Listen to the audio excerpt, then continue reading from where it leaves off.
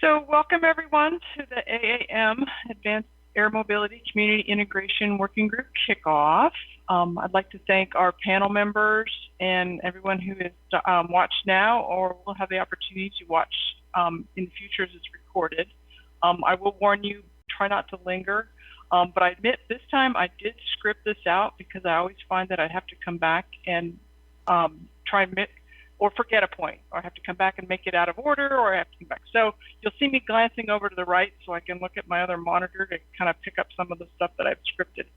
A lot of opinions today. Like I say, we've got the panel here. We've got some ideas for the working group itself. So wanted to, have everybody come out with this with positive intent and take people at the best of their words as they get recorded live. So, Anna, next slide for me, please. We're taking questions and on the Conference.io website link there. So if you haven't had a chance, I'll give you a minute to grab that and log in. It's also in the the page where we announce the meeting, so you can also pull it up from there if you think, oh, I'm not going to answer one now, or I'm not going to ask one now, but you change your mind later on, you can go over there to pick that up too. New format today that we're trying. We've got the panelists and the team and the people are speaking on Teams here, and then we're transmitting these over to NASA's YouTube channel, so we can hopefully bypass any bandwidth issues and get a good meeting for everyone. So this is a new format we're trying. If you see any issues or things, we'd like to know about them because we're always looking to make this a better experience for everybody. So, like I said, this is the kickoff for the Community Integration Working Group. I'll contrast it with the meeting we had on the 23rd of March, which was the kickoff for all 4 of the working groups, the ecosystem working group itself.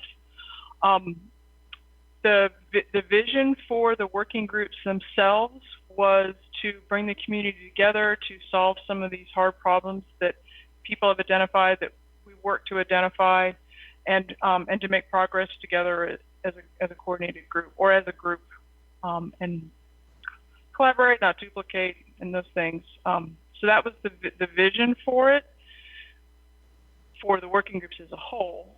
As NASA, we got planning more into it. We came up against FACA, which is I guess I would say a law or agency, not being a lawyer, that has limited some of the vision that we had as a group discussing for it.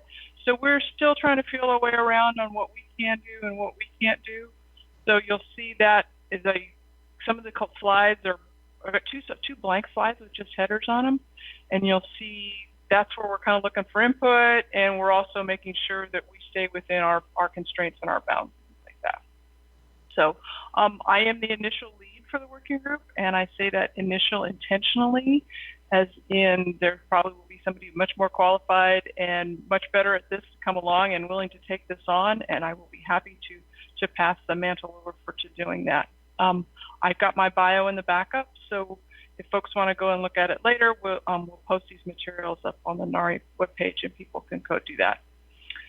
And then for the rest of kind of the agenda, we'll have the panel. And then we'll have an opportunity for people to ask questions in the Conference.io, and then we'll have to close out for the meeting.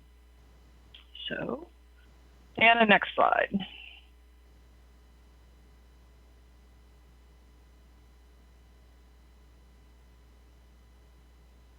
I think mine's lagging, but as it catches up. So this is our manned community landscape slide that you might have seen with our industry day. It's for the national campaign, then it was a grand challenge, national campaign back in November in Seattle.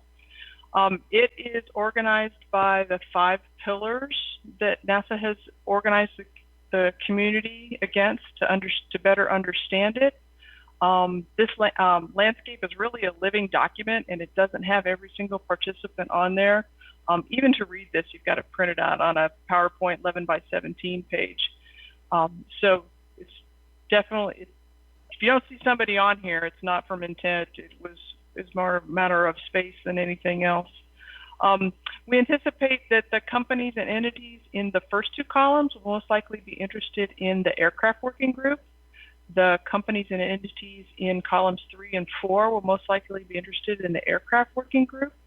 And then the last two columns are who we think will be ideal members here for this community integration working group. I'd like to remind everybody you're not limited to one working group or to a specific working group, and that everyone across the three working groups I just mentioned will be included in the cross-cutting working group. I'd like to highlight that your NASA just has a little space down in federal government entities. We definitely don't consider ourselves a decision maker up here in the darker blue areas. But one thing I liked about this chart is it shows how diverse the community is, and really the importance of pulling together to make progress. So next slide, please.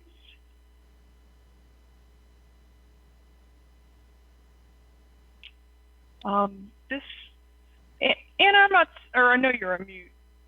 I'm not seeing the slides change on Teams, but I'm going to guess that they are. So this is our Pentacopter slide that you've most likely seen before. I'd like to call your attention to what we call Pillar 5, and it's the top pillar purple with the little 5 and the dark circle on it. And within that pillar are the four, what we've identified as 4 barriers to enabling the market within that community integration pillar. I'd also like to call your attention to the 7 cross-cutting areas down there, the safety, security, affordability, noise, automation, et cetera. So we put those there because they have elements in each of the other 5 pillars. So like the safety cross-cutting area has the safety of the non-flying public in the community integration pillar, and other things that will be contributed to in each of those other pillars. This is a good place to talk about the evolving taxonomy or lexicon of the community. We've seen the names have started to change. Like on this chart, it says UAM ports, but vertiports appears to be a better term that's coming into more common usage. So things will change and names will evolve, and we're not fixed on any one, but we're looking to understand what works better and what people resonate around more. I like one example is like UAM versus AAM at the top of the chart. Urban air mobility versus advanced air mobility. They aren't the same thing. When we did this list of barriers, we were definitely focused on the urban missions. We felt that if we could solve these urban barriers, we would be able to largely solve the barriers to the markets in rural areas. Since then, and in discussion with the FAA and our industry partners, we've broadened our horizons to include missions in addition to the urban ones that these barriers were focused towards, and hence the name change to AAM. So, and focusing on AAM also opens up some benefits associated with early market adopters and missions that are able to be enabled as we work through. And so while the barriers on this chart we think do apply to AAM, we have to go back and look at the definitions to be considered and see if there are additional barriers that we need to identify that would enable us to put AAM at the top of this chart. And then, and as I speak to definitions, here are our working definitions for the 4 barriers in Pillar 5. I say working because we know that words matter, and we've not really dug into how these statements are worded. And I'll digress here with kind of a vignette or story. When NASA's UCAT team started in February of 2018, there were 18 of us, including representatives from all of our projects doing research in this area and across our 4 centers and headquarters. And we had a pretty demanding charter for that first year. We were just finished the UAM market studies. We had to plan what is now called the national campaign and to develop a UAM strategy for NASA. So our working model to get all these things done was to brainstorm a straw man, get back together, typically virtually, and then work the material in real time and then frequently afterwards via emails. So even today we're working that way. Last Monday we had a great conversation around a diagram that we'd like to put in the concept of operation. And I've liked them. I've liked these sessions because I've always found them really valuable, and though they're time consuming, they give us the opportunity to dig into the details and, and capture the sentences and really look at all the words that go into them. And back to the definitions, we have not done that with these, but they probably could use it, and for people to get around and really understand, hey, this is what I was thinking of when I use this word, but hey, this word might convey it better. So take these as positive intent and our starting point. Oops, back up one slide for me.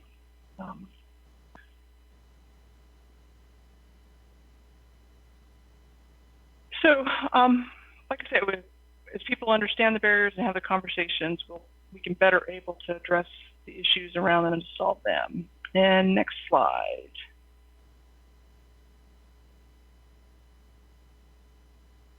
So this slide you probably have seen in one of the presentations. These are our industry representative milestones. So they're representative and not exhaustive.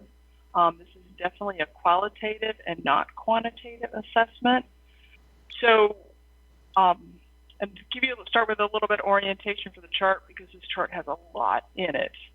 Left to right is the calendar from 2020 to 2028. Top to bottom, and we have the colors, and I apologize if the colors don't come across on monitors well, so I know that's sometimes an issue, but there's orange, then the red, blue, and the purple, and then green solid boxes. Orange ones, the legend is up there across the top. Overarching, the red milestones are vehicle related. The blue milestones are airspace related. The purple ones, which I've got outlined in a heavy purple box, are the community ones that we think that this group will be ideally focused to work through. And then the solid green ones are the community industry milestones. So as you notice, to each of the milestones, there's a box to the right of them, a diamond to the right of them. The diamonds have a number in them, and that is related to the UMLs, and also that relates back to the orange text in 4 spots across the calendar, so UML 1, 2, 3, and 4. The community integration milestones, obviously in purple. Before I dive into them a little more, I do want to say that the milestones more represent when we think they'll be done. They don't indicate how long or how complicated a milestone on the right, may have to start in 2021 to be able to finish them in 2026. So this one thing that this chart doesn't show. So back to the purple milestones. We have early adopter cities on the left in ideally 2021. And then the local regulations enacted, initial infrastructure deployment, and the last one in UML 4 is infrastructure installation. There is a lot here, but we like the chart because it does start to be able to have that conversation around what are the things that we need to do when, so that we can get to the vision that we want to go to. The other thing the chart doesn't reflect is all of the entities that you need to bring together to be able to solve these. It was a little too much for PowerPoint. So leading into the next chart is the definitions that we had for each of the milestones. And there's 3 total of these charts. The other 2 are in backup. I wanted to use one for example here. This chart shows UML 1 and 2. The second one shows UML 3. The last one shows UML 4. But it gives me an opportunity to take a step back and to kind of show a bigger picture of what some of the things we pulled together. Let's see. So back to the orange, four working groups. One of them is cross-cutting. We think that that working group will be focused on the orange barrier, and on this one that's listed is the ConOps development one. As I mentioned, red was the aircraft working group, and on this chart there are 4 of the aircraft working group barriers. Blue is airspace. They have 1 barrier in the UML time frame. And then the early adopter cities is the one community one that we envisioned. And how we initially defined it is initial evaluation of the positions of state and local government officials and stakeholders, and an assessment of public opinion is completed for the candidate cities for early UAM adoption. That's our initial going in definition. Love to hear inputs on ways to improve this and make it more useful and valuable to everyone else. Green milestones are associated with industry. So these were things that we thought were critical to achieving, in this case in UML2. They're a bit different from the other milestones as they reflect what we're hearing from industry. And these milestones are more when concepts are the first one or when the operations begin, as opposed to the other milestones or when they were achieved. So a little bit different, and that's why they're solid colors, is to break them apart and balance them out. So on this chart, there's just one of the 4 community integration milestones. We didn't think it was a reflection of importance, rather that some of these things are really complicated with multiple stakeholders, long lead times, and it's going to take us to UML 3 or 4 to achieve them. So we wanted to propose this as a start to the milestone and our prefer roadmap discussion so that we can work together as a community to solve these barriers, which leads me to logistics.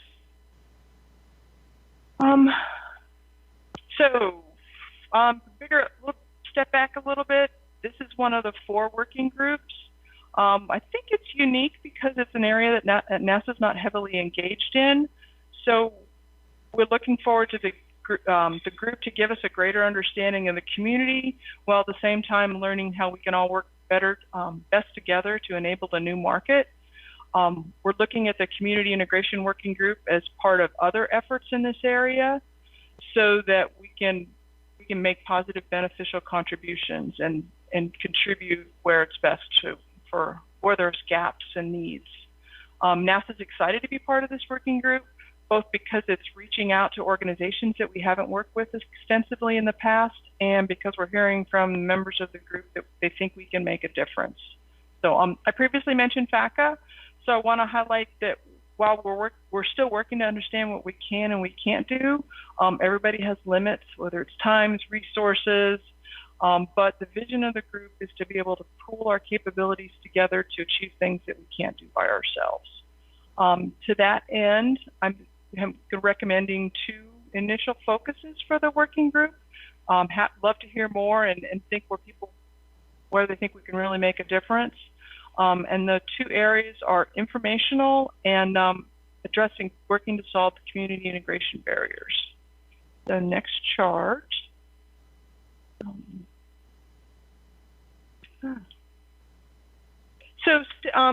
As I've broken it down for informational, I had stakeholder identification, education, and community events.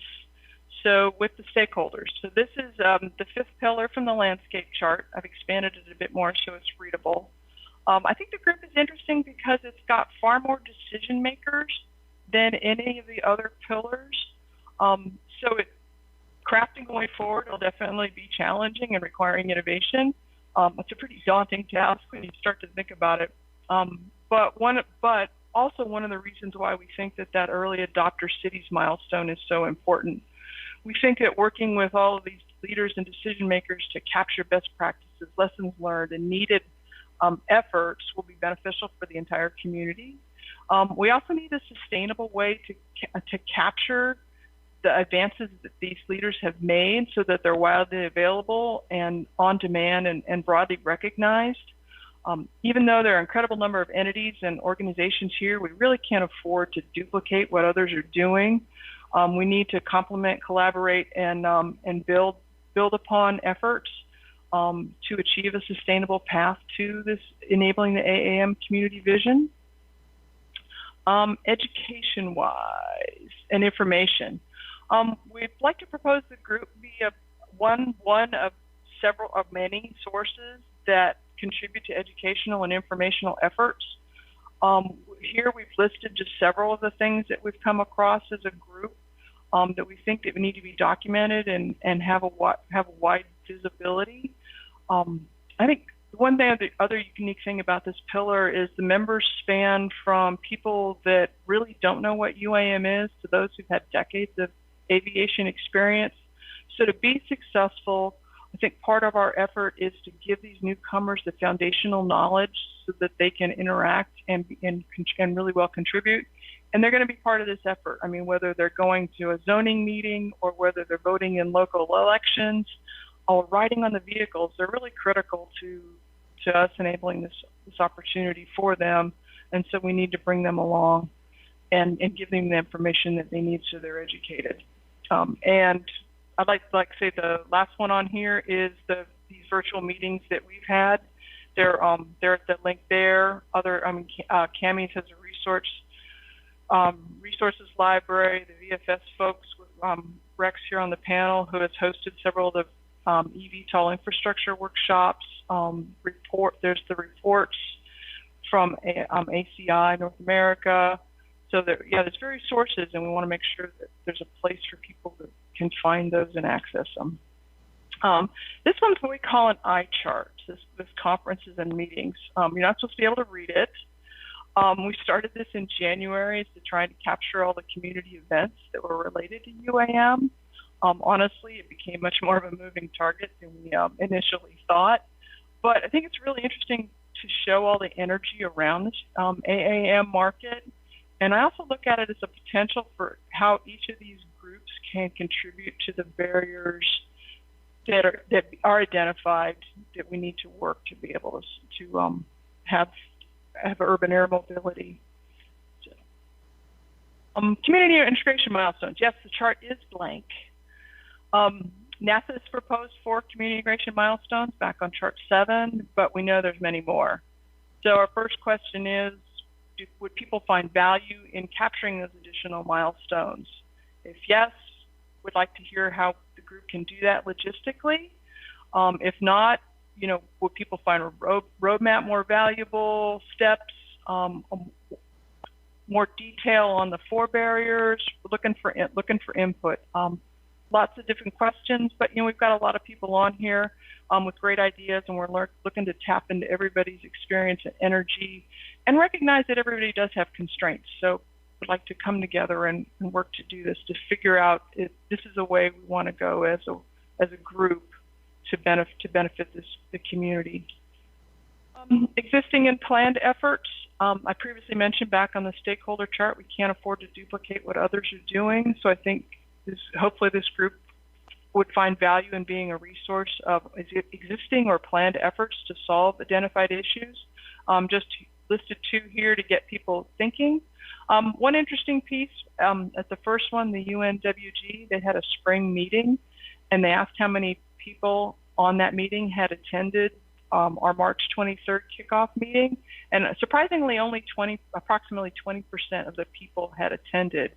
So I think it's both important for us to highlight what they're doing and vice versa. So if you're interested in acoustics, technical urban air mobility working group, I urge you to of course Steve's going to come after me later, reach out to Steve and Dennis and understand what they're doing and see if I'd like to participate, have something to contribute, or you think that they're doing everything that needs to be done and you can focus energies elsewhere. And the last bullet from slide 9 on the milestone effort, we think this is a vision of how groups can contribute this area. I mean, NASA has to live within its FACA and other constraints, but that said, we're not seeing the community integration working group as a group that NASA quote unquote owns. We think there's value in it. we definitely think there's value in us participating in it. But we're putting this forward to the community as a potential path forward. So we'd like to hear from people how this group could provide benefit and path forward. Logistics.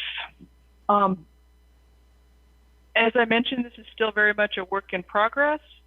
I'm just the initial lead, as I've said. We're looking how the group can be managed. We have the option, a co-lead, several co-leads.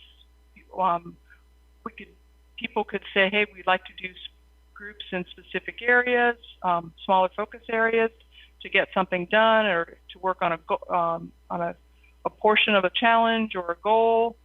We're looking on we're working on our portal to share information, and once we answer all our access and IT questions, we'll make that available for all the working groups to use. We're thinking that a meeting once a quarter of this group would be a good cadence. That could be supplemented by educational or information topics, depending on what people see a need.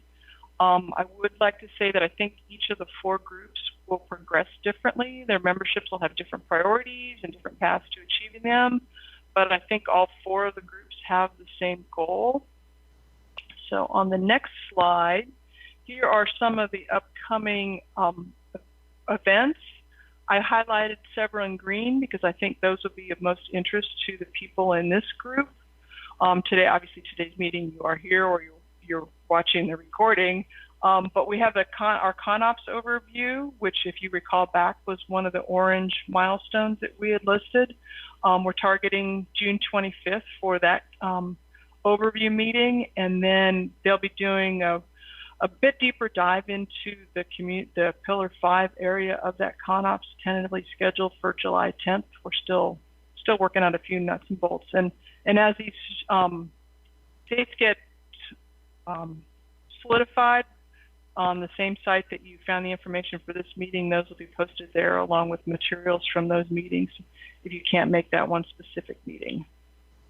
We're going to develop a set of community integration frequently asked questions to kind of help people to go back and answer questions that we hear frequently on conference IO site questions, meeting cadences, registration, and those things. We're going to put that together and post that up. So, and I will pause to skim the conference IO questions here to see if there's any that I should address before I introduce the panel members.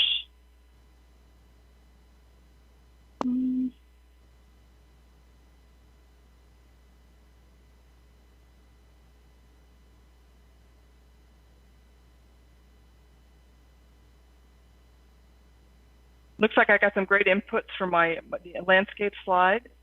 ConOps is the same as the FAA's ConOps 2.0. No, the FAA's ConOps is UTM.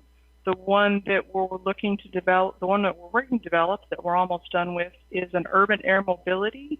ConOps focused on manned missions, so a little bit different.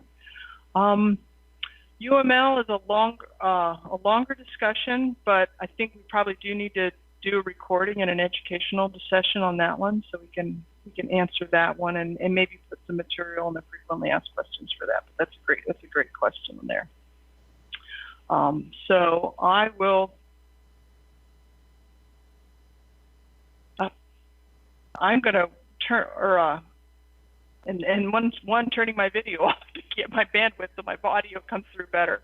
I will do that, and I will also introduce the panel members. There we go. And we will start with the panel session. So Rex Alexander, he describes this as a plain old run-of-the-mill, blue-collar, grease under the fingernails, flight suit-smelling jet fuel pilot mechanic of 39 years who was developing vertical lift infrastructure for over 20 years and has found a safer way of doing business and wants to share it with anyone willing to listen.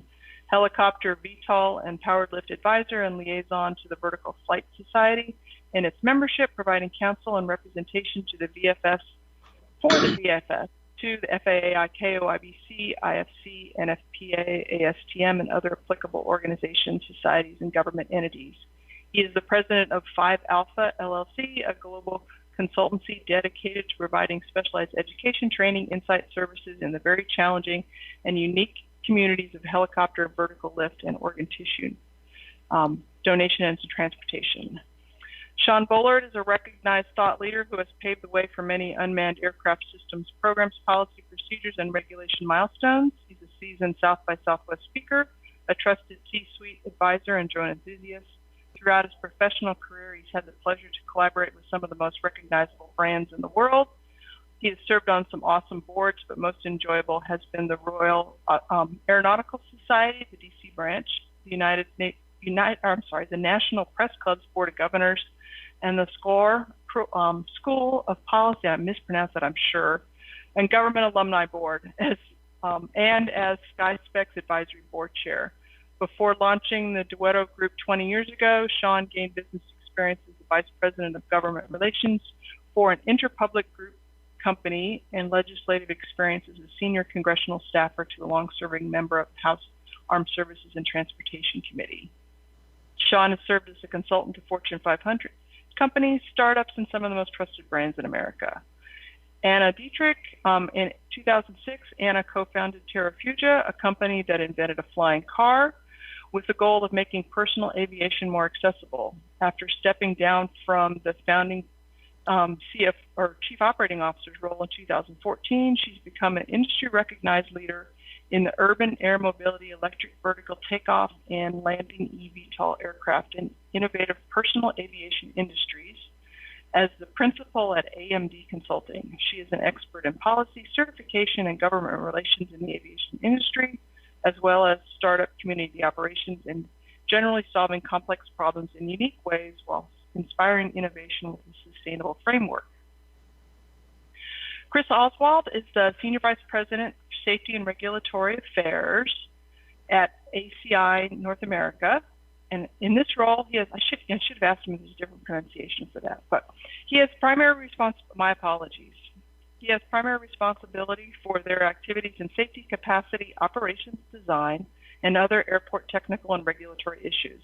He advocates for airport operators' interests in airport technical and regulatory forums in the U.S., Canada, and internationally, and with the support involvement of other member airports, develops best practices, policy positions, and technical guidance for the North American airport community.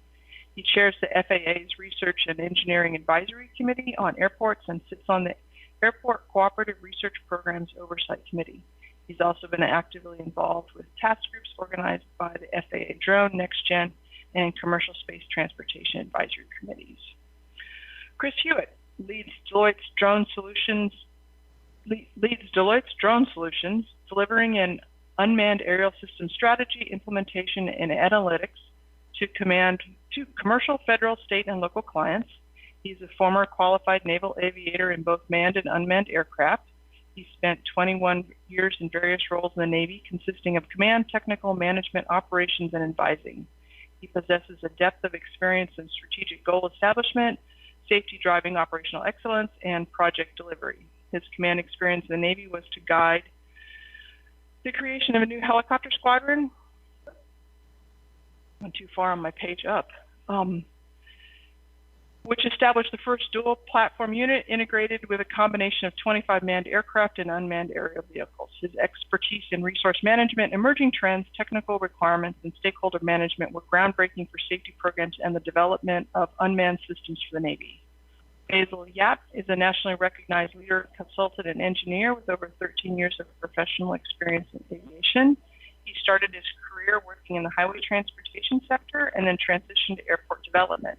He helped stand up and ultimately lead North Carolina's award-winning UAS program both as a public servant and as an embedded consultant.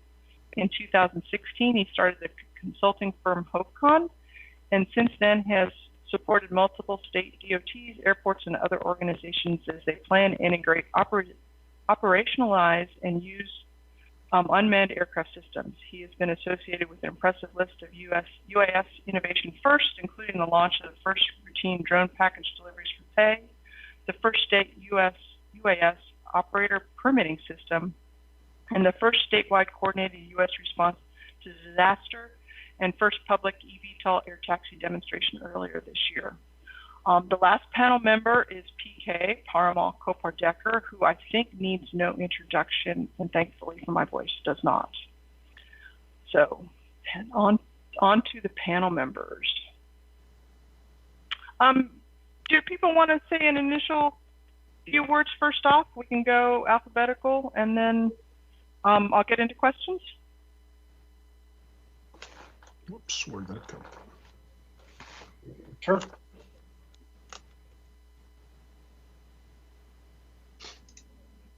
So I guess that's me. So my name is Rex Alexander, and I have no idea where this background came from. Lovely, though. I'll take care of that momentarily. But been working in the infrastructure world for almost 20 years, designing and developing heliports around the United States and other places in the country. So I've been working in the vertiport place now for about almost 3.5, 4 years, and represent the Vertical Flight Society. And as was mentioned, I serve on multiple committees that help write the code for heliports, and we're looking very closely at vertiports, and the community acceptance is a huge piece of that. So I'll be interested to see what comes out of this discussion today. Now I'm going to fix this problem.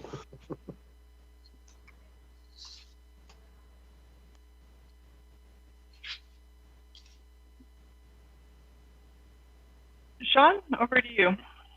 Yeah, sure. I would just say, first of all, thank you very much for the opportunity today.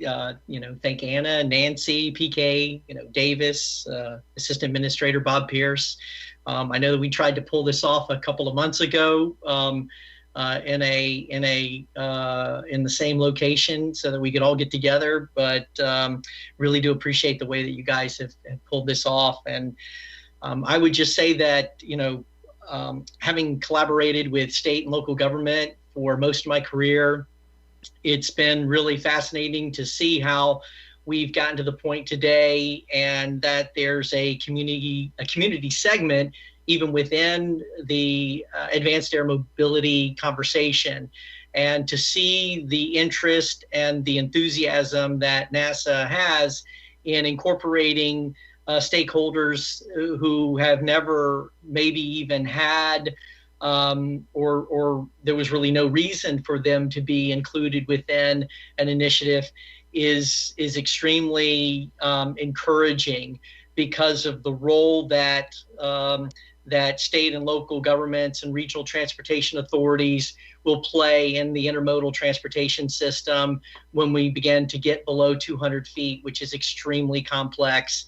When we talk about cityscapes and altitudes below that 200 feet, it's going to be very interesting to see how we do this and how it all plays out. So I'm very pleased to be a part of this, and look forward to the opportunity to really flesh out what I think are the most complex situations, because of the simple fact that we are now developing or about to develop a system upon systems where, for the first time in our lives, a city or a county, no matter whether large or small, or even a township, it will now become an airport.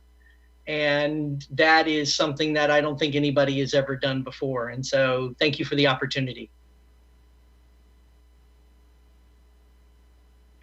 Thank you. Ann?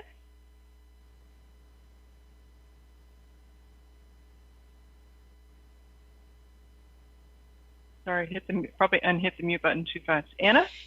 All right, great. Yeah, there's two Annas on the line, so we've got to keep ourselves straight.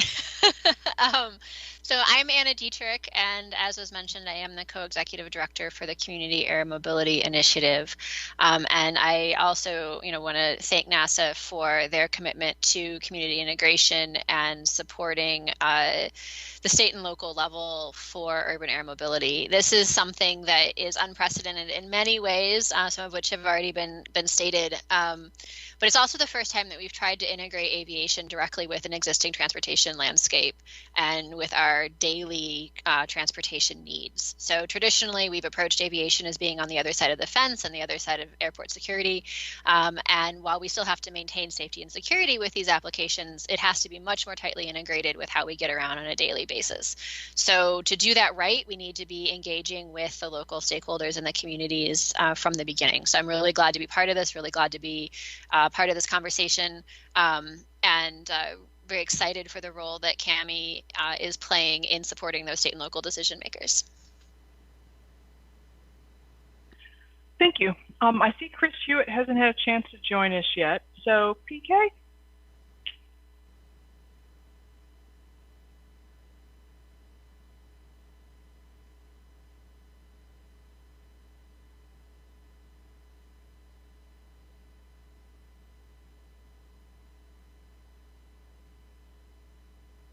All right, everybody, thank you for joining. Nancy, can you hear me okay?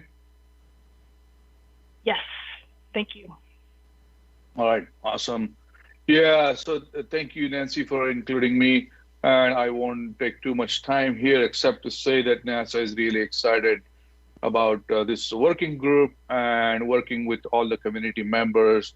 One of the lessons we learned through Unmanned Aircraft System Traffic Management, UTM, is to really understand the needs of the local communities, as we know that FAA owns everything from the blade of the grass to the heavens practically in terms of airspace, but the regions and localities also have say in where the vertiports, vertipads, helipads, and airports can be placed. So one area that we got really excited about is to figure out how to actually assist the localities in making that determination about the location of vertiports and vertipads in terms of creating a modeling and simulation toolkit that allows them to consider multiple factors. These factors include, but not necessarily limited to, is the zoning restrictions, the fire codes, proximity to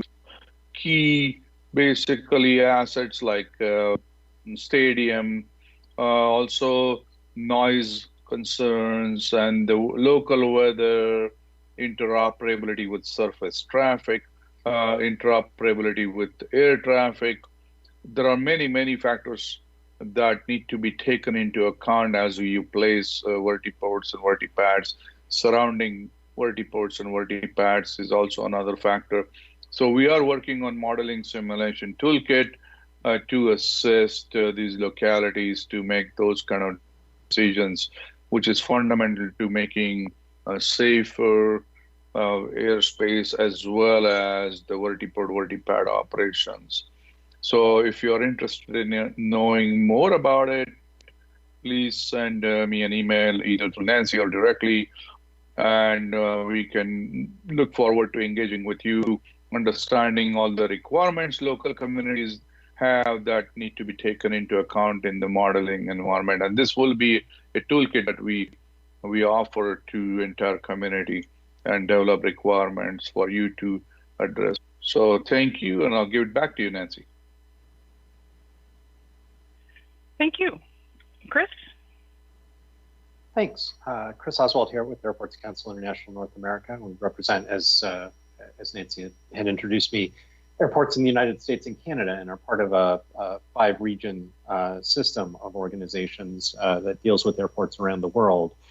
So today I'm going to certainly try to address a little bit of both of those elements, what we look at domestically in the United States and certainly domestically within Canada, and then what we're seeing globally as needs as well.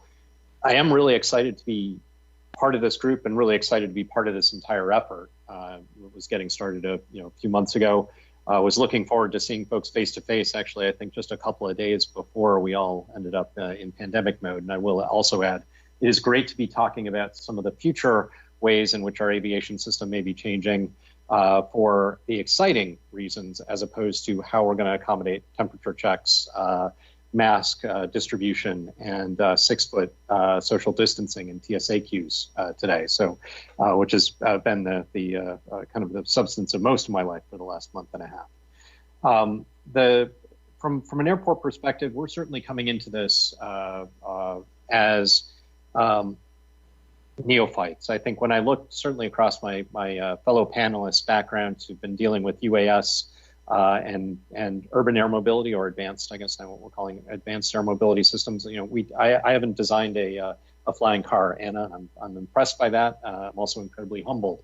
What I know is airport concrete and asphalt, and I certainly know airport safety and design standards, and a lot about the community mores that are out there as we've tried to plan, design, and adjust airport facilities, flight patterns around airports, and really work with our surrounding communities, both from a political standpoint and from an engineering and technical standpoint. And also from a community relations standpoint in making change and accommodating the air mobility needs of folks around the world. So those are critical elements. I really like the way that Sean, you kind of explained it as we're turning cities into airports. I think that's an exciting concept and an exciting way to view it. And that's sort of the way that we're trying to view it as well. And we've seen, although we represent usually airport operators themselves, we certainly have seen in cases where airports are run by municipalities or states that oftentimes it's our airport folks, our airport professionals that are being asked to respond to issues, whether it's on UAS or advanced air mobility systems, regarding how do we assess noise? How do we assess safety? How do we put forward regulatory approaches that work in technical, with respect to the technical aspects of these aircraft? And I think we're really looking forward to come up to speed with all of you that are more technically savvy on how the aircraft are going to fly and what the concepts of operations are going to be, and hopefully bring some of the hard lessons learned that we've got lots of experience with, and how to work with communities going forward to accommodate air mobility and also address significant community concerns. And with that, I'll turn it back. Thanks a lot, Nancy. Thank you. Basil? Thank you. Very excited to be part of this panel and contributing, and really excited to see this community group kicked off. Nancy mentioned, that NASA's working with groups that you haven't worked with before, and I think that's really exciting and refreshing to see this type of cooperation. And I think this is really going to be valuable because NASA is really viewed as a gold standard in the aviation community. And so when we go talk to our community members, whether that's mayors or city councils or legislators, as well as the public, and we talk about NASA and their focus around this, that really, I think, gives a level of confidence around a lot of the issues and how we're going to address those issues. So we're really excited that this group is pulled together. I'm excited to share a little bit about the background that I've had working, integrating UAS at a state and local level. There's lots of lessons, I think, that we've learned over the last 5 years in that integration effort that will apply to AAM as well. And so excited to see that continue to progress, and also just, very mindful again of the current crisis we are in, and how can these, why should state and local government be looking at, AAM and the infrastructure that supports it during this time? And I think that those are important questions that we're gonna have to answer, and look forward to being part of this conversation. Thank you. And I see Chris Hewitt to join us. Yes, Nancy, I did. Sorry for being late. Yeah, well, thank you. Yeah, no, I appreciate it. And I assume the introductions that you did were fantastic. I promised you that I wasn't going to criticize them because I wouldn't be available to listen to them. So thanks again for putting this on. And I'm really very, very excited to be a part of this conversation with the community. I know This is, for many of us, has been a long journey as we're taking it with NASA and FAA, and a lot of the usual characters are a part of this between Basil, Rex, myself, Chris, and Sean. And so this is fantastic conversation. I'm very interested because I'm really here representing our client at Hillwood, which for many people, they don't understand that a large real estate company has gotten involved in urban air mobility and advanced aerial mobility. And so the AAM conversation from a community perspective has really shifted focus for us at Deloitte over to a large real estate firm that is centrally focused on multimodality in 26,000 acres of distribution, where industry leads the charge. And that for us has become the basis of our community of involvement, where you start talking about large firms of aerospace and defense and modality clients like rail clients or package delivery clients coming together around an industrial airport that services the North Central Texas area to really start ideating around the way advanced aerial mobility will shift the focus of distribution of people and things across an urban epicenter like North Central Texas and Dallas-Fort Worth.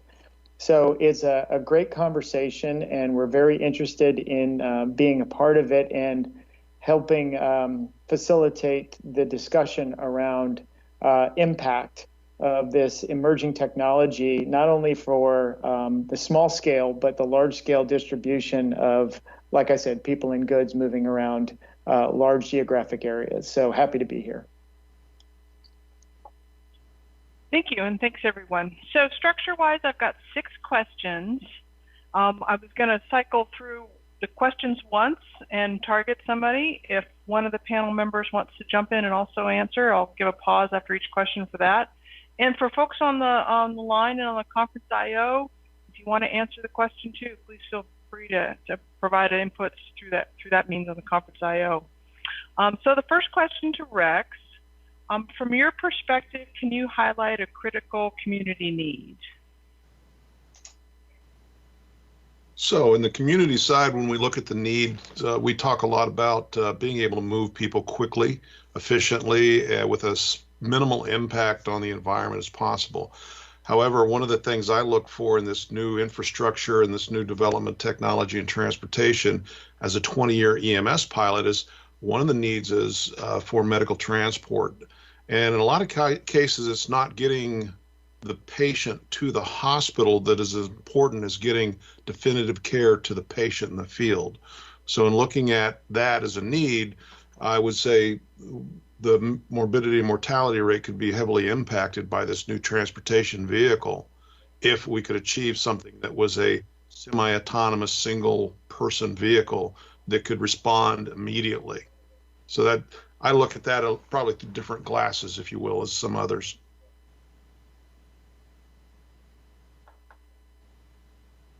Thank you. Sean, what are your thoughts around building on the great work being done by VFS, CAMI, and Smart Cities and other community members for education?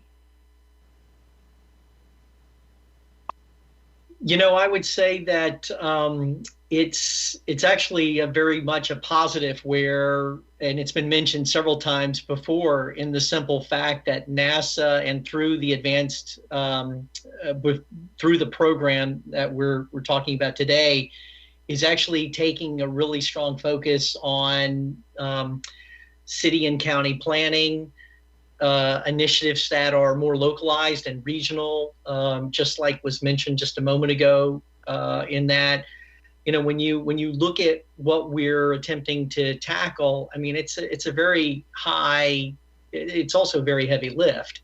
And by us looking at this from a regional standpoint and a local standpoint, and reaching out to some of those individuals that have been mentioned earlier, I mean, if we don't know, I mean, or I should say, if a city planner doesn't know what we're thinking right now, then how in the world are they going to plan for what we want them to deliver on 10 years from now? And so by letting them know what we're looking at and what kind of some of our goals are, we can work in partnership with local government and local city and county planners, and hopefully deliver something that is beneficial to not only what we're trying to do, but also to the local community in which we're trying to improve overall.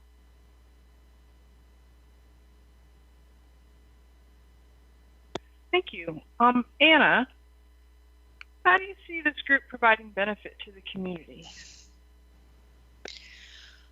Well, I actually want to, if I could, expand a little bit on something that Rex said previously as well, and then jump into that. So I think that there is a big need from our communities to figure out how to integrate this technology into their existing transportation infrastructure, their existing multimodal solutions, their existing transportation landscape. So that includes emergency response. That also includes train stations, bus stops, highways, all of the things that people currently use to get around. And I think that that has to be a hyper-local conversation. So building off the last comment as well, this needs to be a very local conversation, and it needs to be one that's done in a way that empowers those local decision makers and those communities to figure out the right solution for their individual needs, and in a way that brings them the maximum benefit and has people understand how these aircraft can benefit their daily lives.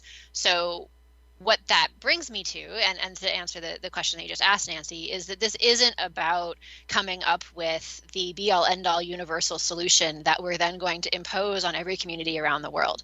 This is about educating and empowering the people who have committed their careers to supporting transportation in their local communities, and figuring out how to get them the information they need, how to help them ask the right questions and get to the right answers, so that every implementation of this around the country and around the world can be done in a way that works for that individual community.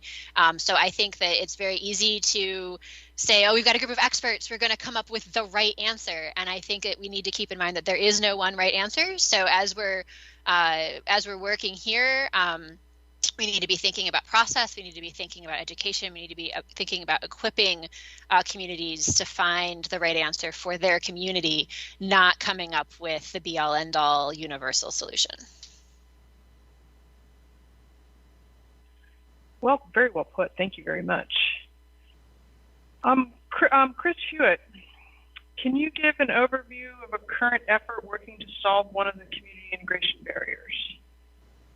Yeah, absolutely. And I appreciate what everybody said to date, thus far. Rex's statement, Sean's statement, and especially Anna's statement. And I think one of the things that's key to what everybody's talking about is the intersection between community need and what industry can sell. Because at the end of the day, industry doesn't make things for free, they make things for profit. And the hard part right now with the integration strategy of unmanned aerial systems, or the use of these, the concepts of the technology we're talking about, is there's no proven economic impact or methodology for them. And so what we're targeting in the Alliance Fort Worth area is package delivery. That's the first thing that we're talking about, right?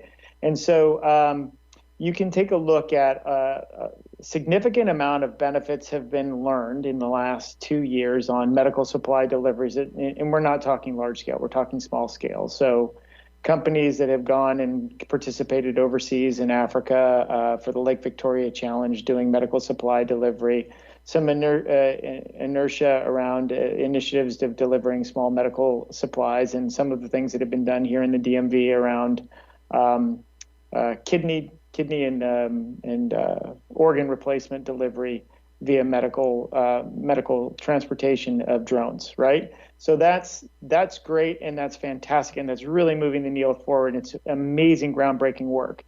And what we're trying to do is match pace with that and figure out where we can start taking a look at beyond visual line of sight, heavy package delivery mechanisms that could, in very near term, move at scale packages from sort facilities to distribution facilities, several miles down a chain of process. And it's not something that would be groundbreaking in the sense that all of a sudden you'd have a new business model. But it's, again, what Anna's talking about, which is not necessarily fitting the technology into what the community can handle, but giving information to the community so that it can start developing plans for the future. So to speak, like that statement that was made about building the infrastructure for a train that was too steep going over a mountain, because they knew that the train would be built eventually to be able to go over that mountain. So I think it's important for communities to start understanding what the capabilities of the technology are today and what the limiting factors are associated with that technology, but then realize that there will be significant research and development that will facilitate the growth of that technology to meet the needs at scale of community implementation in the future. That's defined in the things that Rex is saying, that Sean's saying, and that Anna pointed out for us. We will be able to meet this challenge, and the first thing that we need to do is inform communities with projects like what I'm talking about. Thank you. The next question is PK and then to Chris, same question. And it's a follow-on from the question that I asked to Rex, which was, from your perspective, can you highlight a critical community need? So this question is what do you see as some of the primary community integration barriers? So, PK? Yeah, thanks, Nancy. That's a great question. I think there are a number of interesting factors that community typically gets interested when it comes to the airports and operations. They are interested in noise, they are interested in the safety, they are interested in interoperability with surface traffic and how it interfaces with evacuation strategies if there is an emergency.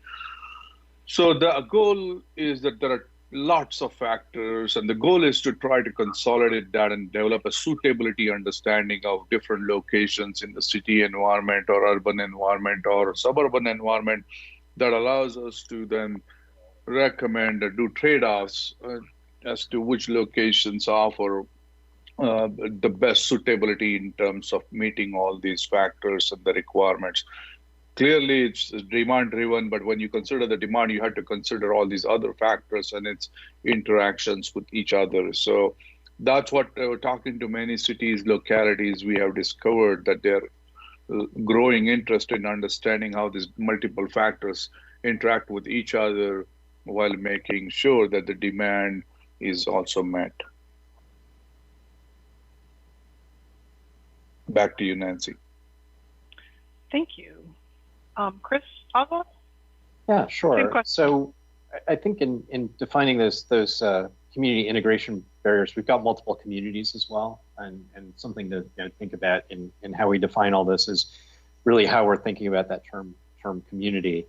When we define it in the airport context, and not to say that we've got a lock on this, we generally think of the communities that are sitting within kind of a noise affected or metal overhead affected landscape near airports.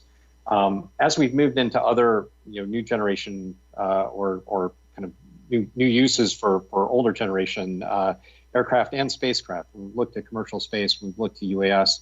We've seen that community from kind of a traditional airport basis really kind of expand, and these are people who are affected by or potential users of these technologies, and maybe not in commercial space, all of them are users of, but the thoughts of what that community needs are different than what, say, my constituent community, the airports that we represent, would need. And although they parallel each other, it's good to keep those in mind. And the same thing, I think, building off of what Chris was saying, is you look to those that are proponents for technologies or bringing technologies in at the cutting edge, and what they're seeking to get. That's a different kind of community with different needs. So trying to figure out how we bring those needs or find the confluence of all those needs is consistently a common challenge. And just looking back on not this group, but really looking at what we've done in the UAS space, what we've done in commercial space, what we've done with more traditional aviation and next-gen improvements, which have changed the way that aircraft utilize airspace right now, and have changed the way that communities are impacted. And some lessons learned, coming out of those areas are, first off, safety. We always go to the cliche of safety being first, but in this particular case where we're looking at utilizing the airspace in such a different way and utilizing airspace over densely populated urban environments in many cases, not all, but many, safety is just so incredibly critical, and actual safety coupled with the public's perception of safety. And I think everyone recognizes that. In conjunction with that, really seeing, as we have for years in traditional kind of manned fixed wing aviation, as well as traditional helicopter operations, understanding the confluence of those safety concerns with the noise and metal or carbon fiber overhead. I think those are just critical threshold issues that we need to get over, both with the communities themselves and the political leadership in those communities. And I think to figure out some consistent approaches to that, not to take anything away from Anna's thoughts on an old saw we use in the airports that I'll repurpose. You've seen one city, you've seen one city. Usually say that, seen one airport, seen one airport. I think there are some really important, consistent approaches, consistent methodologies, consistent methods of dealing with various concepts of operations that will help to build that comfort, and looking for ways that we can get to those good practices, even best practices if we can, and consistent approaches to safety, dealing with community concerns, I think are essential thresholds to getting these new aircraft into effective use. And with that, I'll stop. Yeah, thank you. Basil, Lexi, back to the first question. From your perspective, can you highlight a critical community need?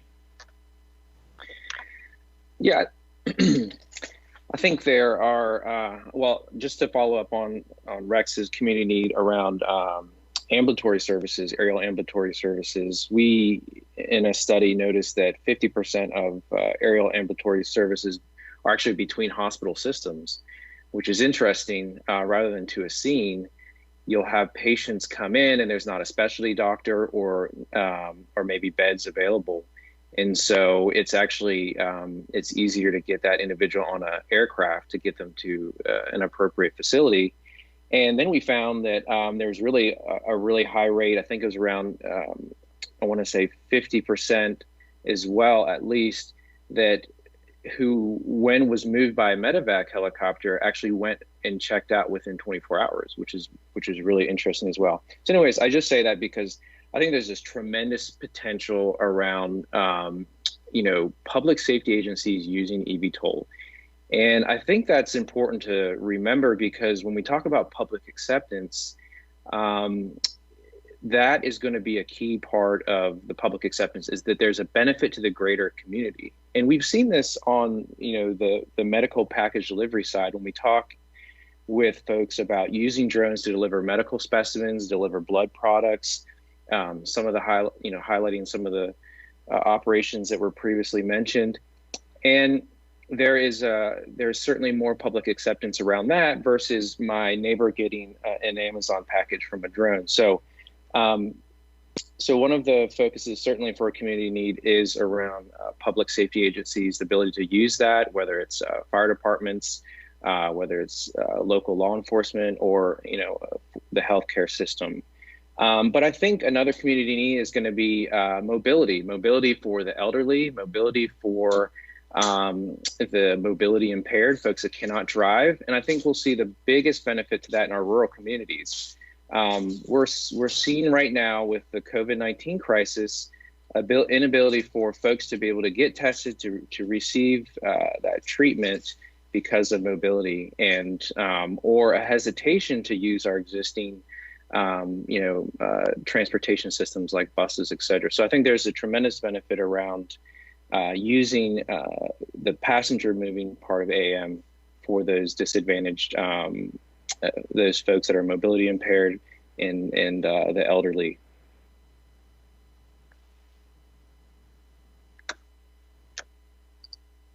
Thank you.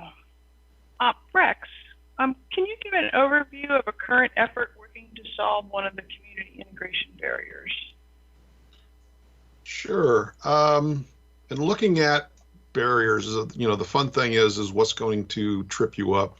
So in that space, there's always the standard bearer. Safety is number one, noise is usually number two, and they intermix quite a bit. Some of the other ones we deal with are, visual impact, visual clutter, negative impact of property values, environmental impact, and also wildlife impact. When we look at solving those barriers, I would point to looking at the success that certain municipalities across the country have had in this space with airports and heliports and the like.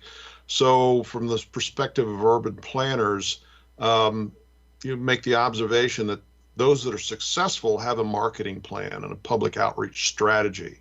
And they often have a team in place that provides that message. Successful municipalities have well thought out regulations and ordinances and permitting processes in place to speak to the community concerns. If you go into this blind and don't have something set up in that, you're setting yourself up for failure. They'll often, control the narrative with facts and science, because if you don't, your opposition will definitely jump in front of you and take over that narrative. And once that happens, you're spending 10 times more of your resources and efforts to get back to even. I always tell clients all the time, if your neighbors find out about your project in the news before they hear it from you, you probably made a significant tactical error. The failure generally manifests itself in petitions, websites, Facebook pages, demonstrations against the project, which then leads to legal action and public hearings, all of which equate to a lot of time and money. In there is an opportunity that we're trying to take advantage of.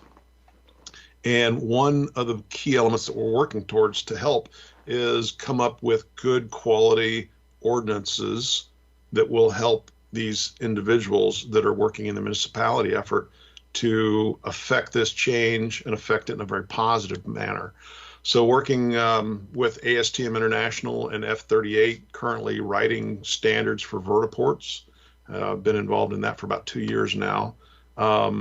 In April 2020, the FAA's Atlantic Tech Center out of Atlantic City actually published a broad agency announcement for white papers on vertiport development to conduct research and development.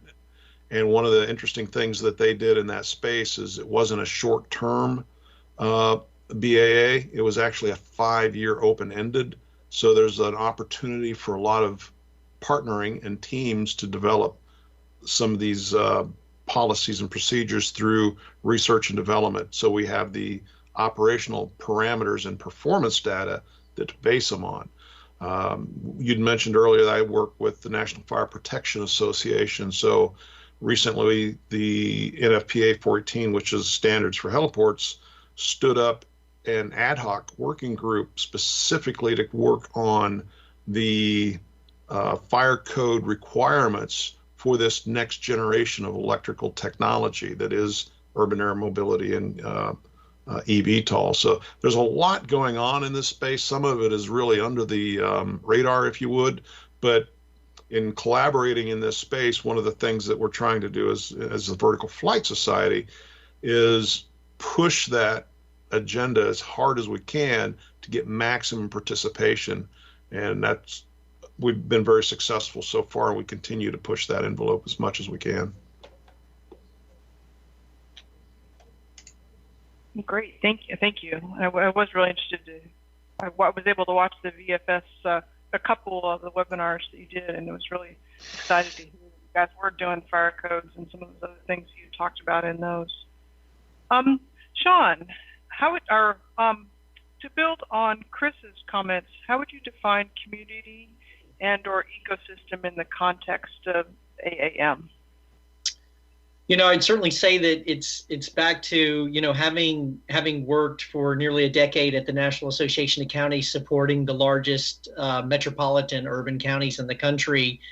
In a previous part of my career, there are certainly, I'll just piggyback on what Rex and some of the others said just a moment ago, is that, there are some communities out there that are extremely willing to advance the initiative that we're speaking of, and I would echo what was said earlier in that there is no reason for us not to look at some of those early adopter communities, some of those city mayors and some of those county executives and others who are very much willing to look at what we develop and as we're developing it, and look at how they might be able, as Anna said, it's so important for us to make sure that we don't disrupt the existing intermodal or transportation system that's already there. I mean, we want to blend with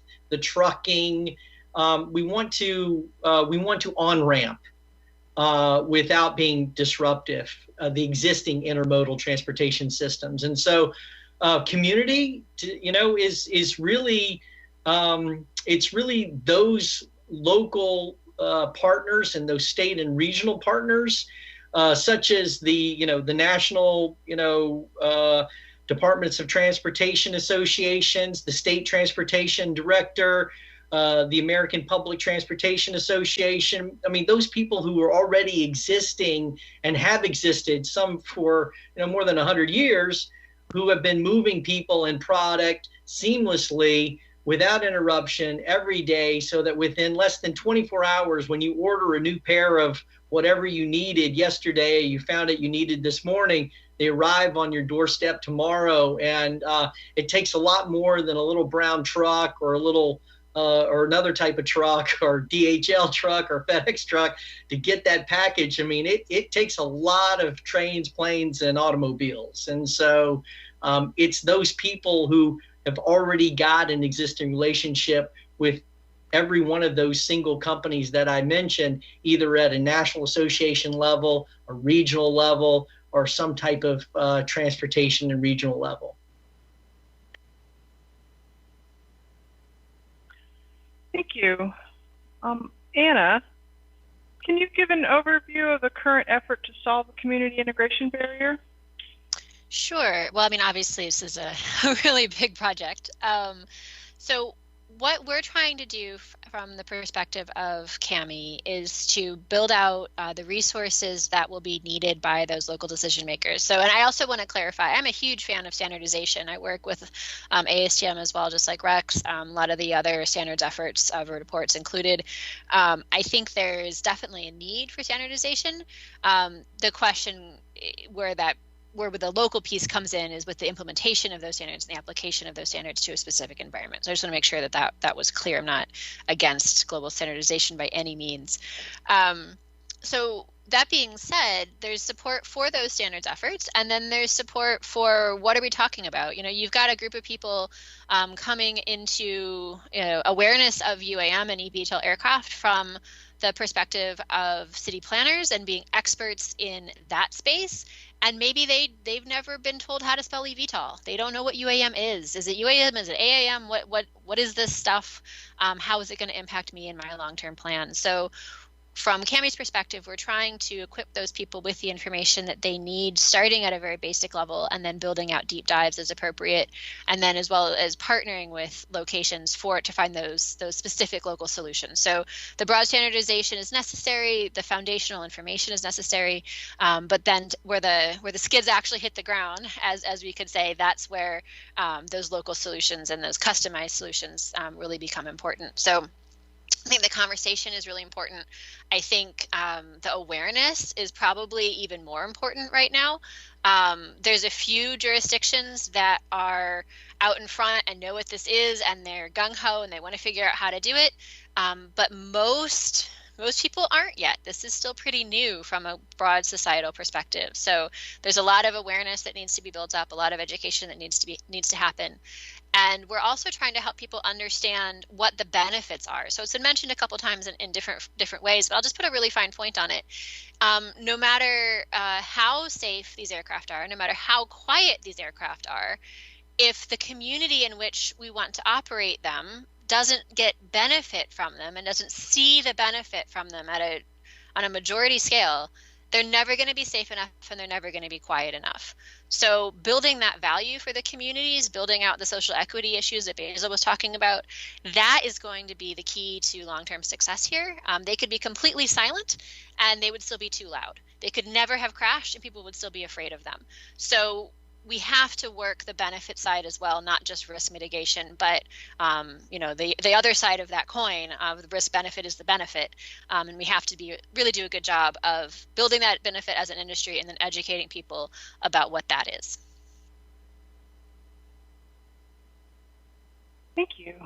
Chris Hewitt, in your work with the Hillwood folks, where do you think the community would have benefited from additional education? Or, if it was a resource or something instead of, here's a class or something to do, where have you seen the biggest gaps in? So the great news about working with Hillwood is from a community perspective, and I'd like to echo everything that Anna said. It was spot on. It was perfect. And just to kind of highlight how wonderful it is to be working with a client that built an industrial airport from the ground up 30 years ago. This is a group of business forward-thinking individuals who are really about adapting innovation and technology and understand that it's a community play. So to Anna's point, when they started talking about the UAS proving grounds and the mobility innovation zone and inculcating unmanned aerial systems into Fort Worth, we simultaneously started developing a strategic messaging campaign, which I think is very important. And had they not chosen to do that right at the beginning, which was actually their awareness and their understanding and their willingness to adopt that idea, I think this project probably would have faltered at the onset. But the idea of theirs, which is in part with the community, is in keeping with everything that everybody's been saying, which is we're doing this for the benefit of the community. We're doing this in collaboration with the community, and we have to have the understanding of the community, which means buy-in. So they've structured this around a strategic messaging campaign and strategic outreach campaign that has been survey focused, that has been community meeting focused, that has been adopting the methodology of going and sharing awareness with the community where we were in the steps of building the mobility innovation zone, simply not from the construct of saying, hey, here's the information, we're building it, and you guys can like it or not. They're simply saying, hey, here's the information about what we'd like to do. Before we've even done anything, before we've even broken any ground, before we've even brought anything in, here's what we'd like to do, and here's what we'd like you to be involved in.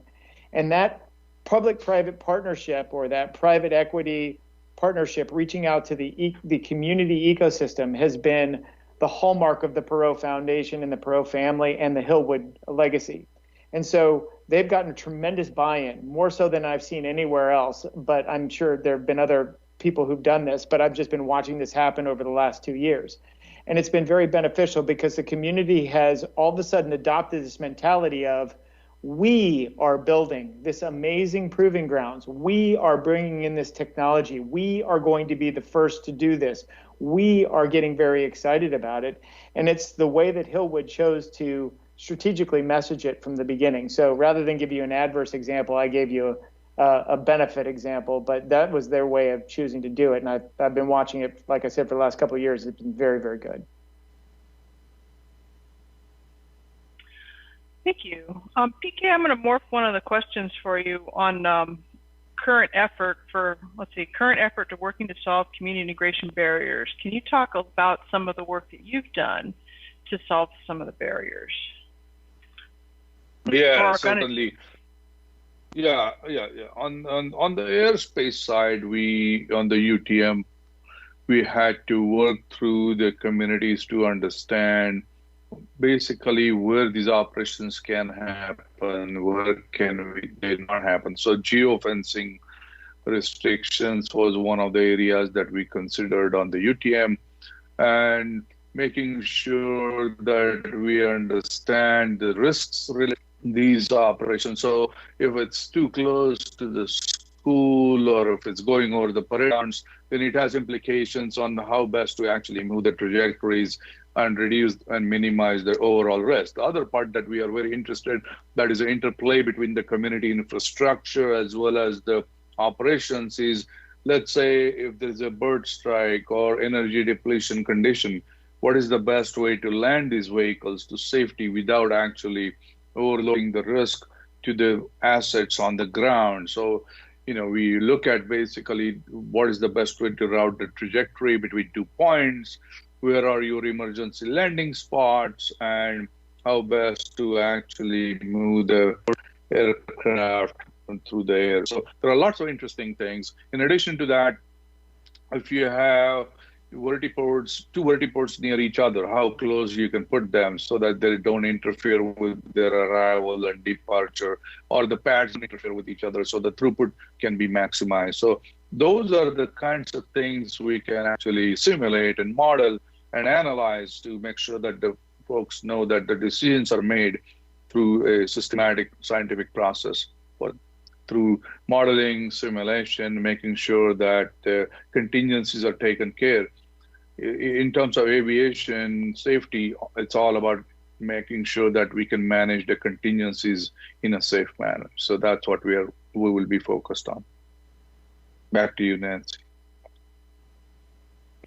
Thank you. Chris Oswald, from your perspective and experience with airports, what are some of the primary community integration barriers relative to vertiports that you see?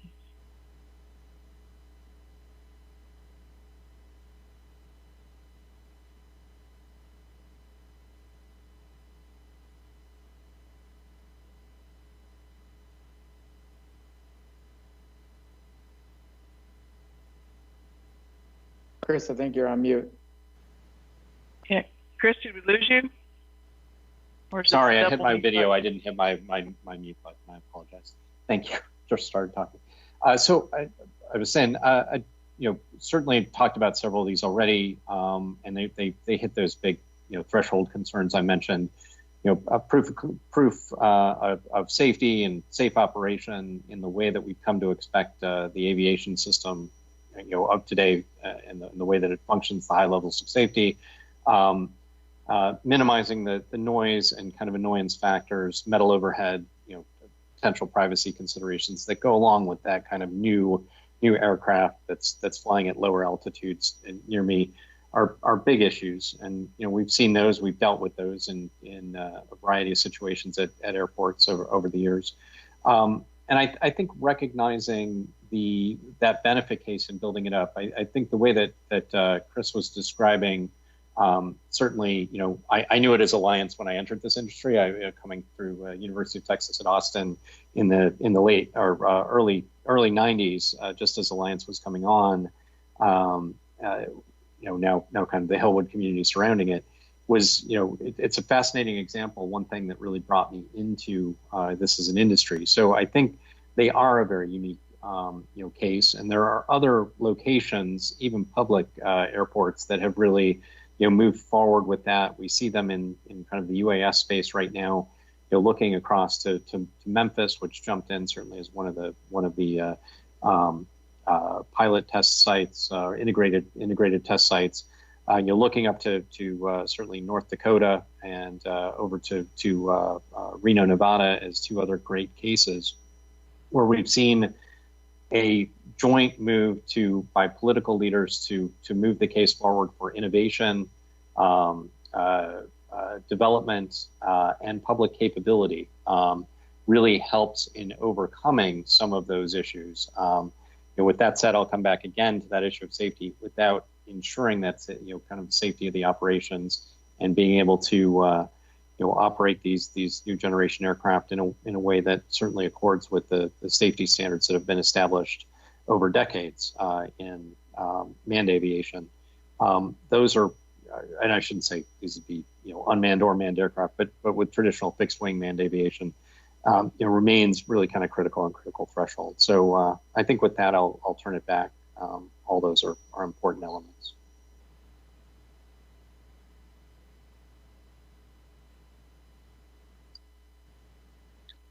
Nancy, I believe you're on mute. Like Jay, right? Hit the video button instead of the mute button. How do you see this group providing benefit to the community? Nancy, I assume that this is Basil. I assume that question was for me. Yes, I'm sorry. Okay. Well, let me just quickly tag on to your last question. I think around vertiports and some of the barriers there is going to be funding. How are we going to fund these? How are they going to be, who's going to be the owner? The ownership obviously will drive funding. And are they going to be, is it going to end up competing with existing funding sources that we have for our traditional aviation, our traditional airports, the AIP funding? So, if we decide to include vertiports in a national plan of integrated airport system, which is the NIPIAS, which is, for those in the airport development world are familiar, that this is a network of airports that the FAA has recognized, and there's a pot of money that is given to those airports. Then, certainly there's going to be more vertiport locations in cities where the real estate is the highest, and how, if they're competing from that money, there's going to need to be a way to recapture revenue sources to make sure that's a greater pot of money. So I think that's an interesting conversation and definitely a barrier. And there's obviously benefits to a private-public partnership versus a city or municipality owning the vertiport versus a private entity. And that has to do with, of course, equitable access to that area, and then the protection of the airspace around it. So I think that's a barrier just from my aviation airport development background I see. And with that, I apologize because I've already forgot the other question you had asked me. Was it? It was, sorry, I was trying to do one at a time, but if you wanted to do any of the other ones. Oh, great. Please yeah. So, on them. So one of the things I did want to just mention is, and this has been my experience in talking with state and local government. I think back to like 2012 and 13, there was a briefing before the North Carolina legislature, someone who had a really forward-leaning idea around integrating drones, and everyone in the legislature was sitting at the end of their seats by the end of that presentation. And the concept that they were mentioning, just in 2019 at the is just starting to take hold, and it's a different company that's doing that. And so I think an important part of engaging both the community as well as this state, local, tribal government officials is setting expectations. And I don't know how many times I've been in a presentation where, we work closely, and this is not anything against the startup culture, but we work closely with a lot of startups in this industry. And so often I'm, watching a briefing to government officials that is very similar to a pitch deck. And in their mind, they could leave the briefing thinking that we will be flying these vehicles in their communities in 6 months. And I say that because we want to be, it's a balancing act of finding not only the communities that are going to lean forward and be some of those pilot sites, but also engaging the rest of the communities to ensure that there's funding and planning in the pipeline to integrate this. Transportation systems are looking at 10, 20, 30-year outlooks. And so we want to ensure them that this is coming down the road, and they need to be thinking about this strategically and give them a realistic timeline. And again, I think that's one of the strengths of having NASA as part of this working group, is that your credibility, again, and as a gold standard, can help them really recognize that there's lots of funding at a federal level, lots of interest to ensure that this is a reality in the future. So I think that's part of this, community integration barrier as well. Thank you. So that comes to the end of the question, and we built in some time to grabbing some questions from the conference IO.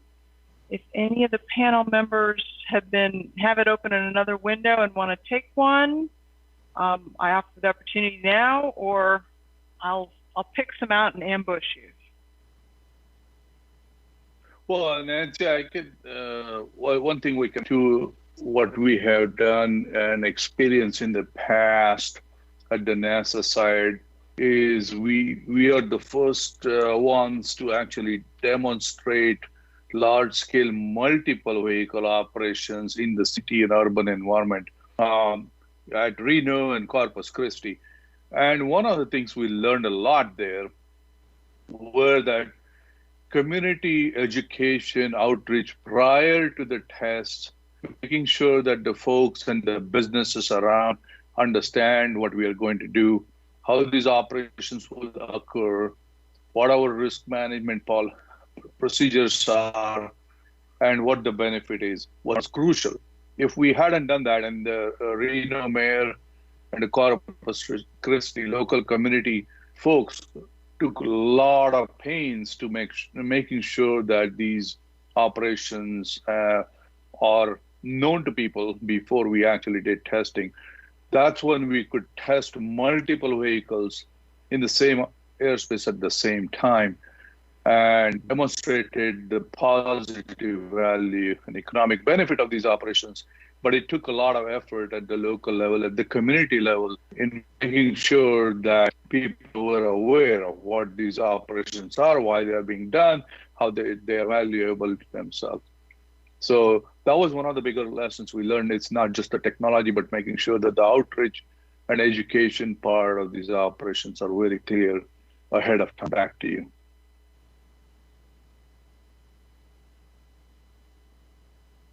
Thank you. Did anybody see a question they would like to answer on the IO? Nancy, I'll jump in on just to expand a little bit on the role of this group and of NASA in the broader community. It's currently got 10 votes for those of you looking on the IO, and I think Basil started to address this in the question that you handed him as well. So NASA brings a huge amount of credibility to the space, which I think is critical to get planners to start thinking about this in a realistic and constructive way. A lot of these planning windows are 10 years plus. So in order to be ready for a technology that is still perhaps perceived at being in its infancy, now's the time. So having an institution like NASA with the track record that you all bring, saying, no, this is happening, this is real, this is coming, we are supporting this technically, and you need to start thinking about this now. That has a huge value to encourage planners to take this seriously today. And as we start to walk through, the NASA has the UMLs. The industry talks a lot about a crawl, walk, run phase deployment for UAM. So as we start to go from demonstrations and tests into very early commercial applications, and then ultimately working towards this bigger vision that we have, there's a lot of groundwork that needs to be laid today. So having the foresight to start having those conversations and to encourage people to start those 10-year planning windows today when it may not be obvious that this is something that's happening, I think that's a huge value. I also see a lot of value in providing, similarly to what Cami is doing, sort of a more agnostic third-party voice in the conversation. So NASA doesn't have a commercial interest in the space. Cami doesn't have a commercial interest in the space. We don't have a horse in the race. So being able to provide a space to have conversations without a commercial agenda and to be able to provide information that is provided solely for its technical merit and broader value, I think is really important. So I'm looking forward to seeing those pieces as part of this effort going forward. Thank you. Hey, Nancy, this is Chris Hewlett. I'll answer one question that I saw pop up in the IO, which is, are there any universities or academic institutions or graduate schools involved in this? And yes, there are. So first of all, FAA stood up 7 test sites. I know that a lot of people did not aware of all of those test sites, but 2 of them, to my knowledge, at Virginia Tech. There's a couple of other ones because New Mexico also does a lot of work with it, and also Lone Star UAS, which is run out of Texas A&M Corpus Christi. So Virginia Tech has the one in Blacksburg, Virginia, and then also the one in Lone Star. Does a tremendous amount of work around advanced aerial mobility national campaign work and has been part of the process since the beginning in advanced aerial mobility. But then there's a tremendous amount from an Alliance and Hillwood perspective that's around the North Central Texas Council of Governments. They have a UAS task force, which is led by a group of individuals, one of whom is Jim Shea at the UT Austin Research Institute. and several other of the North Central Texas coalition of universities that are associated with Alliance in Hillwood. So there's I know from the central states, and Texas being the leader, a tremendous amount of academic influence around advanced aerial mobility and the integration of unmanned aerial systems into our national airspace. Chris Oswald here. I was going to follow up on Chris's statements as well, and certainly glad to hear University of Texas involved, being my alma mater on the grad side. But for anyone who attended the Transportation Research Board annual meeting, one of the last huge, transportation-related annual meetings we had before we all, sequestered ourselves at home. This year, at least in the aerial space, it was almost all AAM or UAM all the time. The joke I was telling some colleagues was, I wandered into a session where I had seen one of my graduate school advisors now with the University of Maryland, and his focus was on modal choice research and how people choose to go from point A to B. And I'd worked with them on ground transportation work and toll roads, and would people use toll roads versus free roads, and his whole research portfolio this time around at TRB was focused on UAM. Or AAM. I'm trying to get used to the term. So when we look at urban planning and transportation planning, I think most of the universities that have big programs, and some of you are probably on the phone from some of those universities, are diving in. Whether that's MIT, whether it's UC Berkeley, UCLA, I think has some research going on. Certainly University of Maryland through Hani Mamasani, one of my former advisors at UT Austin years ago. So it certainly captured academic interest in a variety of ways. It might be on the aircraft side, which is where the test sites really kind of come in, and proof of concept of various aircraft or airspace use cases, or more on the urban planning, transportation planning basis, which is some of the sessions I was sitting in on at TRB. So marshaling that work and really bringing a lot of those folks in, and some of you hopefully that are on the line behind the curtain would be just great, and looking forward to it. Thanks. Nancy, I would also just piggyback on what was said earlier, in that having supported the North Dakota test site since before their inception, there's a lot of effort that goes on within the University of North Dakota as well as North Dakota State University. But also, I'd be remiss if we didn't talk about, or at least mention, the FAA Center of Excellence in Assure, which was founded about 5 or 6 years ago and is headquartered at Mississippi State University.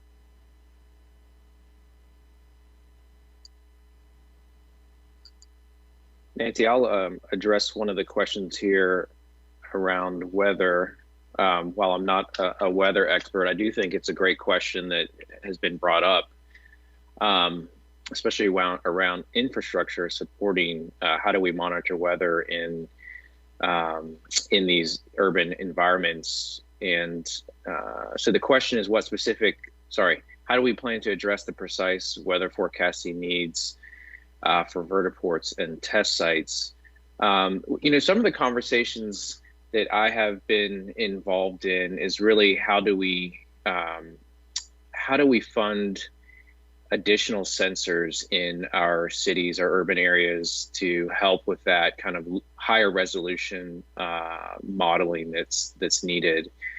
And if we look at the traditional AWOS system, automated weather observation system, which is at our airports now, and how that's funded, sometimes funded at a federal level, sometimes funded at a state level, and managed as well. There has been a significant investment for that infrastructure to, again, support those respective airports and the communities they serve by lowering the minimums for instrument approaches, et cetera. And equally, it's going to be important that cities and municipalities, state and tribal governments recognize weather is going to play an important role and have a way to fund that infrastructure that's required. Now, another option, of course, would be that industry funds it, and then it's a paid for service to access that. And so, so these are questions. I I preface that I wasn't an expert, but I think it's a great question that needs contemplating, because it'll be potentially a very important part of this infrastructure discussion we have. Hey, Nancy, I want to piggyback on that because you and I have talked about this as two old Navy helicopter pilots, which is, eVTOL and VTOL. And Rex will get into this because he knows this very, very well. Let's start talking about what the reality is from vertical takeoff and landing. These are aircraft that we're largely talking about are in research and development right now, that are being studied, that are being built, and they don't quite fit the model of fixed wing, and they don't quite fit the model of rotary wing. So they're not really great at being helicopters and not really great at being fixed wing aircraft. So they're somewhere in between. So what does an approach and departure profile from a height velocity profile look like of these aircraft? What does energy management look like going in and out of vertiports? And is that vertiport on the ground level or is it elevated? These are all the questions that need to get answered before we can, and to Basil's point, we need to figure out what the microclimates around those vertiports look like. But once we start answering the performance characteristics of the aircraft, then we can turn around and start answering the questions of what the requirements are for the infrastructure to support them. Because if we build the performance requirements into the infrastructure and then we're not capable of meeting that engineering specification, then we've built infrastructure that doesn't necessarily support the perhaps nascent performance requirements. So some of it is chicken and the egg a little bit in this discussion. And Nancy, just to pile on what everybody else has just said, there is actually a lot being looked at right now in the weather piece. They just did stand up a ASTM international subcommittee under F-38 for weather and eVTOL UTM, working closely with a group called FPAW, Friends and Partners of Aviation Weather. Had some great discussions. We actually had a presentation at NBAA in the fall specific to this and urban air mobility, working with NOAA and the Aviation Weather Center and our good friends out at the National Center of Atmospheric Research. NASA did sponsor a UTM weather conference, if you will. We had 6 really in-depth conference calls on this specific subject. So there's a lot going on. More to say, being a helicopter pilot and flying in urban environments and urban canyons, there is a lot that still needs to be done. Weather is going to have a big factor on the safety. Winds and turbulence are one that I work with specifically, but you have 50 aircraft in a urban setting and you have a thunderstorm. Where do they go? What do you do? What do you do with them? How do you put them safely on the ground, and how do you secure them if they're on a rooftop, that sort of thing. Very, very specific questions that need very specific answers. One other question was on here I thought was really, really good was the appropriate level of ground support. That being an airframe and power plant mechanic as well, that's near and dear to my heart, is how do you take care of these aircraft? How do you support that? And how do you integrate that? There's a white paper that NATA had put out on supporting this from a maintenance function that's really good that I would point people to read. When we look at the support functions, what else does that mean? Well, support functions in this new era is electrical. How do we integrate this into a grid? Who are the players in that specific area? When we look at grid integration, that then opens up a whole new world in policy. And how do we get that permitted? What's the backlog on the equipment? And that's a very time consuming. So there's a lot to be done on that when it comes to the support functions and the electrical grid system, the charging systems, and then the codes that go into the building and the fire code that then support that. So a lot of really cool stuff going on, but a lot of work that still needs to be done.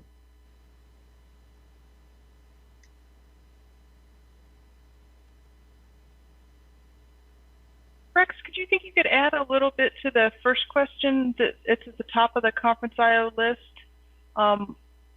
Infrastructure services are needed by vertiports. Are the appropriate standards in place? And I know you've talked about two. Any other efforts you'd like to highlight in that area? As far as the appropriate standards, right now there's nothing on the books that says vertiport. The FAA does reference the word vertiport in one spot in one of their regulations, but nowhere do they define what a vertiport is.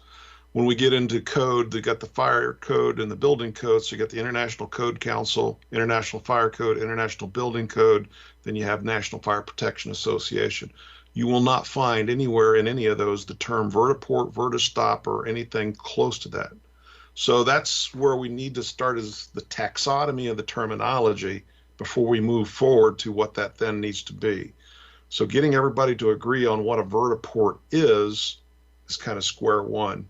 There's a lot of things going on in that space for the standards, and there's a lot of efforts underway to try and move that forward between ASTM and NFPA, and have talks with ICAO through the Vertical Flight Society. We're working with them to help identify the standards that need to be in place, because until you have a standard that a community can point to, it's kind of a moot point, because how do you get a conditional use permit on something that doesn't exist?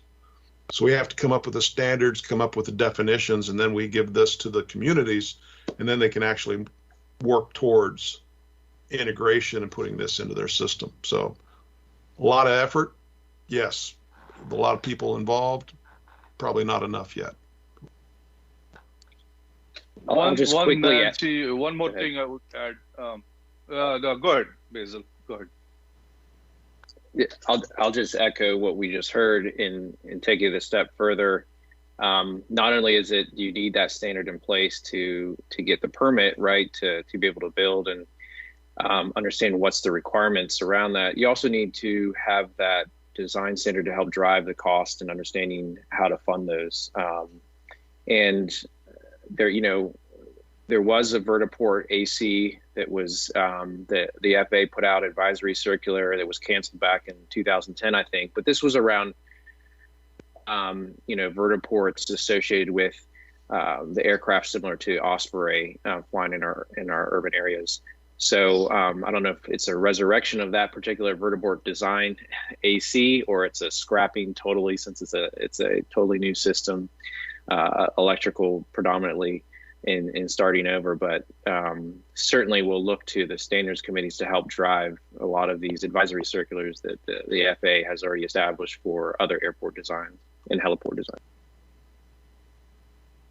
Yeah, what I wanted to add on top of that, on Rex's and Basil's points, is that in terms of the local infrastructure and community support, this is a great opportunity, because what you're going to see is need for maintenance, repair, and overhaul. Just like you have a car that needs a preventive maintenance or needs something that needs fixing, you go to the mechanic, you get the parts get fixed. You need a whole infrastructure in place for MRO, maintenance, repair, and overhaul, anywhere these operations occur.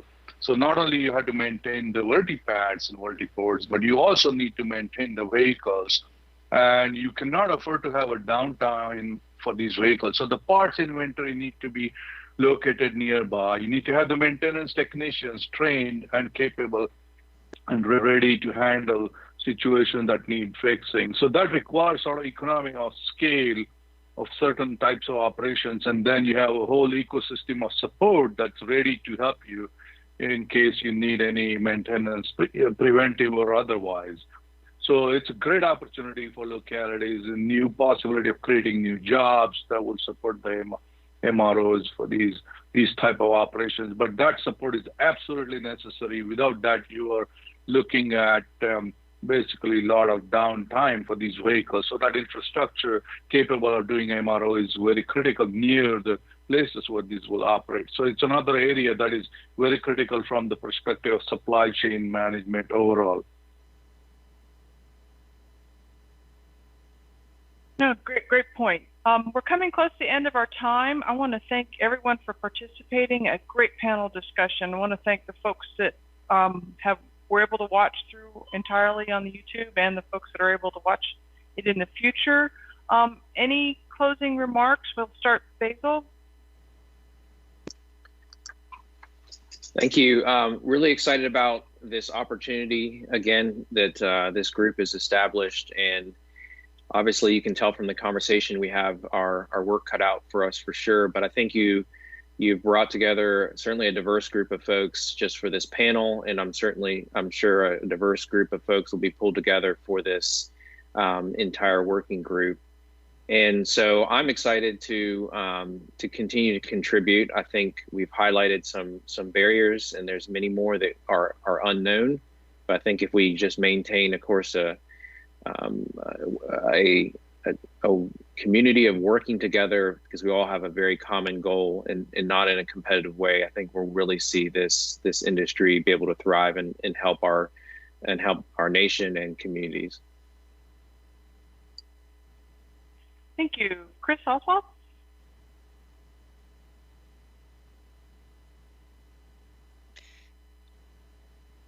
Nancy, Chris had to drop off early. PK, closing comment?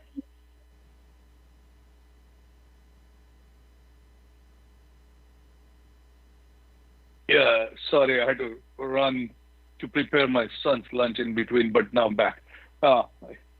So the closing comments, there is a huge opportunity for localities to support these operations. There is a clearly sound of commerce that need to be balanced with the noise that these vehicles will create.